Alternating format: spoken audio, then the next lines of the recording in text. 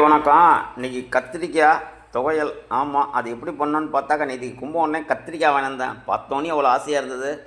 இந்த மாதிரி கேஸில் போட்டு நல்லா சுட்டுக்கணும், நல்லா அழகாக. அதுக்கப்புறம் பெருங்காய கட்டி, உளுத்தம்பருப்பு, புளி, மிளகா. ஆமாம், நல்லா பொன்னிறமாக அப்படியே வறுத்துக்கலாம் எல்லாத்தையும். ஆமாம், உங்களுக்காக இந்த மாதிரி நல்லா சுட்டதை அந்த தோலையெல்லாம் அப்படியே உரிச்சுட்டு அப்படியே மிக்சியில் போட்டு அரைச்சிட வேண்டியதுதான் உங்களுக்காக. இந்த மாதிரி உரிச்சிடணும். ஆமாம், எல்லாத்தையும் மிக்சி ஜாரில் போட்டுக்கணும். கொஞ்சமாக உப்பு. ஆமாம், உங்களுக்காக. இதோ ரெடி ஆகிடுது கத்திரிக்காய் துவையல். ஆமாம், சாப்பாட்டை போச்சு பசஞ்சு சாப்பிட்லாம், இட்லி தோசை சுட்டுக்கலாம், அருமையாக இருக்கும் உங்களுக்காக.